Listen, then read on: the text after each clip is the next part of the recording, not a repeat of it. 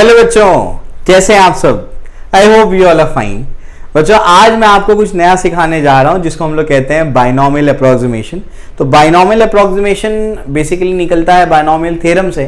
तो binomial theorem तो आप लोग मैथ्स में पढ़ते हैं, जेई वाले बहुत डिटेल में पढ़ते हैं उसको। हम सिर्फ उतना पढ़ेंगे जितना हमको फिजिक्स में रिक्वायर्ड है और उससे हमारा बहुत काम ईजी हो जाएगा। ठीक है ना। चलिए आइए इसको समझने की कोशिश करते हैं कि हमको आज जो पढ़ना है वो क्या है।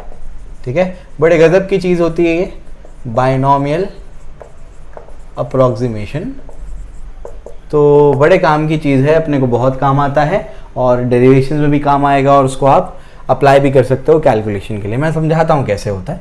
क्या आपको याद रखना है वो ये है कि 1 + or - x the whole raise to n, अगर इस फॉर्मेट में कुछ लिखा हुआ है 1 + or - x the whole raise to n, square होता तो आप a + b the whole square का फॉर्मूला लगा देते, है ना। क्यूब होता तो a + b the whole cube लगा देते, a + b the whole raise to 4 होता तो 2 बार स्क्वायर कर देते।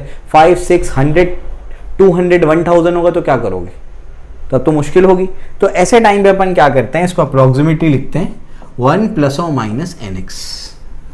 समझ आ गया। और भी बहुत सारे टर्म्स हैं आगे, लेकिन हायर पावर्स को हम लोग क्या कर रहे हैं, निगलेक्ट कर रहे हैं। समझ में आ गया। तो याद रखिएगा 1 + या - x रेज़ टू n अगर ऐसा है तो it is approximately equal to 1 + or - nx। ये प्लस माइनस का क्या फंडा है, अगर किसी बच्चे को नहीं पता है तो ये ऐसा फंडा है कि अगर प्लस होगा तो यहाँ आंसर में भी प्लस होगा, जब यहाँ माइनस होगा तो यहाँ पर भी माइनस होगा। यानी क्या 1 + x रेज़ टू n का अप्रोक्सीमेशन क्या है 1 + nx, और 1 - x रेज़ टू n का अप्रोक्सीमेशन क्या है 1 - nx। तो प्लस पे प्लस, माइनस पे माइनस, ये मतलब हुआ इसका।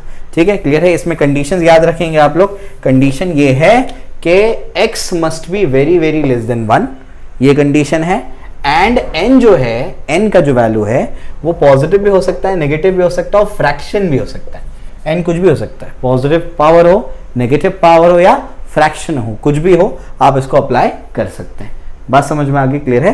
अभी मैं इसका एप्लीकेशन बताता हूँ, इतना ही फिलहाल आपको याद रखना है। मैथ्स में तो बहुत डिटेल में पढ़ेंगे आप उसको, ठीक है। वो सब हमारे काम का नहीं है, इस वजह से मैं बताऊंगा नहीं उसको, ठीक है। मैं उतना ही आपको सिखा रहा हूँ जितना आपको 2 साल की फिजिक्स में काम आने वाला है, ठीक है। जब मैथ्स पढ़ाऊंगा तो मैथ्स के बारे में बताऊंगा डिटेल में। आइए क्वेश्चन लेते हैं। क्वेश्चन में अपने पास है √101, यानी 101 का रूट निकाल के बताओ। समझ आ रहा है क्या बोल रहा हूँ मैं, क्लियर है। तो इसको कैसे करते हैं, तो इसको ऐसा लिख सकते हैं ना 101 the whole raise to half. Square root का मतलब यही होता है, अप्लाई करना सिखा रहा हूँ, देखो ध्यान से। इसको ऐसा भी तो लिख सकते हैं 100 + 1 the whole raise to half. बोलेंगे हाँ सर ऐसा भी लिख सकते हैं, कोई दिक्कत नहीं है। हमारे फॉर्मूले में हमको एक चीज पता है कि 1 + x the whole raise to n है, यानी पहला टर्म क्या होना चाहिए 1 होना चाहिए। तो मैं क्या कर रहा हूँ, ध्यान से देखिएगा, मैं 100 को कॉमन ले रहा हूँ। यहाँ से 100 को जैसे कॉमन लूंगा तो यहाँ से तो 100 चला गया तो 1 बचेगा, प्लस इधर पे तो 100 था ही नहीं, तो मैं क्या कर रहा हूँ 100 से मल्टीप्लाई और 100 से डिवाइड कर दिया मैंने। हाँ, रेज़ टू हाफ अपनी जगह पर, समझे। 100 को जैसे कॉमन लूंगा तो क्या बचेगा 1/100 बचेगा। समझ आ गया, रेज़ टू हाफ अपनी जगह पर। बात समझ में आ गई। 1/100 क्या होता है 0.01, है ना। और ये अब देखो रेज़ टू हाफ है, मतलब इस पे भी रेज़ टू हाफ है, इस पे भी रेज़ टू हाफ है, तो 100 रेज़ टू हाफ, और ये क्या हो जाएगा 1 + 0.01 the whole raise to half. समझ आ गया। 100 रेज़ टू हाफ मतलब 100 का स्क्वायर रूट, जो कि क्या होता है 10 होता है, तो हो जाएगा 10। और 1 + x रेज़ टू n का फॉर्मेट है। तो देखो x जो है बहुत ही छोटा है, यहाँ पर 1 आ रहा है, ये प्लस है, रेस पावर में n है, उसका फॉर्मूला क्या है 1 + nx। समझ में आ गया, ठीक है ना। तो मैं क्या बोलूँगा 1 + n क्या है हाफ × 0.01। समझ आ गया क्या बोल रहा हूँ मैं, क्लियर है ना। तो इस तरीके से अब इसको सॉल्व कर लेंगे अपन। इसको डिवाइड कर सकते हैं अपन, इसको डिवाइड करेंगे तो देखो क्या आता है। इसको डिवाइड करने पे या फिर क्या करना है 10 को अंदर भेज देना, समझे। तो 10 × 1 = 10, प्लस क्या होगा हाफ × 10 × 0.01, 2 × 1 = 2, 5 ज़ा तो क्या बचेगा 10 प्लस कितना हो जाएगा 0.05, कितना हो जाएगा 10.05। समझ आ गया, क्लियर है, ठीक है ना। इस तरीके से आप क्या कर सकते हो, उसको अप्लाई कर सकते हो। ये खास करके मैथमेटिकल एप्लीकेशन है, लेकिन मैंने आपको बताया कि वो यूज़ कैसे हो सकता है। क्लियर हो गया, बात समझ में आ रही है। ये अगर मेरे पास आता तो मैं तो डायरेक्टली क्या बोलता 10 के ऊपर कुछ ना कुछ इसका आंसर है, क्योंकि रूट 100 क्या होता है 10, तो 101 का रूट क्या होगा 10 पॉइंट समथिंग। समझ में आ गया। वो मैं सिखाऊंगा कैसे कैलकुलेशन करते हैं रफ वाला, ठीक है। चलो आ जाओ। इसके बाद और एक क्वेश्चन देता हूँ मैं आपको, उसको देखो आप लोग, ठीक है। नेक्स्ट क्वेश्चन जो है, नेक्स्ट क्वेश्चन है वो है क्यूब रूट ऑफ 27। ठीक है, या फिर ऐसे करो उसको 27 तो आ जाएगा, सिंपल है, क्यूब रूट ऑफ 30 ऐसे करते हैं इसको। तो अगर क्यूब रूट ऑफ 30 कर देंगे तो क्या आएगा, इसको ऐसे लिख सकते हैं 27 + 3 द होल रेज़ टू 1/3। ये तो पता होगा, ये तो पता है ना, क्यूब रूट को कैसे लिख सकते हो, रेज़ टू 1/3 लिख सकते हो। अब इसमें से क्या कर सकता हूँ मैं, इसमें से मुझे क्या करना है, मुझे 1 बनाना है। मुझे क्या करना है, मुझे 1 बनाना है। क्यों? क्योंकि यहाँ पर एक कम से कम क्या होना चाहिए, 1 यहाँ पर, क्योंकि मेरा फॉर्मूला जो है 1 + x the whole raise to n है, तो उसमें पहला टर्म क्या होना चाहिए, मेरा 1 होना चाहिए। बात समझ में आ रही क्या बोल रहा हूँ मैं?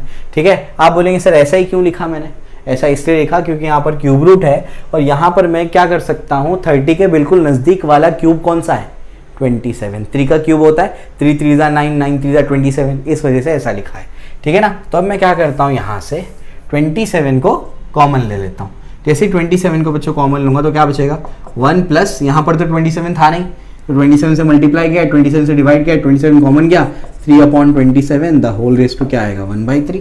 ठीक है, आई होप समझ में आ गया होगा। अब ये 3 1 ज़ा 3, 9 ज़ा 27, 27 रेज़ टू 1/3 दोनों को दे रहा हूँ मैं, 1 + 1/9 द होल रेज़ टू 1/3। ठीक है, 27 रेज़ टू 1/3 क्या होता है, 3 का क्यूब है ना, मतलब आंसर क्या आएगा, 3, मतलब क्यूब रूट ऑफ 27 है वो, तो आंसर तो 3 आएगा, ये तो पता ही होगा। ठीक है ना। चलो भाई, उसके बाद क्या, 1 + x the whole raise to n, तो क्या है 1 + nx, यानी ये क्या आ जाता है, ये आगे आ जाता है 1 + 1/3 × 1/9। तो बताओ जिससे क्या होगा, 3, 1 प्लस क्या होगा, 1/9 3 ज़ा 27, 3 को अंदर भेजो, 3 + 3 × 1/27, दोनों में मल्टीप्लाई हो गया जा करके, समझ आ गया, क्लियर हो गया। उसके बाद 3 1 ज़ा 3, 9 ज़ा 3 प्लस क्या होगा बताओ जल्दी से, 3 + 1/9 ऐसा आया, 9 3 ज़ा 27 + 8 कितना आएगा, 28/9, 9 1 ज़ा 9, 3 ज़ा समथिंग समथिंग। ठीक है, 9 3 ज़ा 27 समथिंग 3.11 के आसपास कुछ आएगा। समझे, क्लियर हो गया। एक क्वेश्चन मैं आपको दे रहा हूँ, वो आप लोग खुद से घर से ट्राई करिएगा। ठीक है, चलिए भाई, इनफैक्ट 2 क्वेश्चन दे रहा हूँ मैं आपको, 2 क्वेश्चन। तीसरा क्वेश्चन है 1.01 द होल रेज़ टू 5, इसको सॉल्व करो, और चौथा है 1/1003, इसको सॉल्व करो। ठीक है, तो ये आप लोग ट्राई करेंगे, मैं इसको अगले सेशन में आपके साथ में डिस्कस करूंगा। ओके, आई होप आपको समझ में आया होगा। कोई डाउट हो तो कमेंट सेक्शन में हमको बताइए, और अपने दोस्तों के साथ में इसको शेयर करिए ताकि हम ज़्यादा से ज़्यादा लोगों की मदद कर पाएँ। Okay, thank you.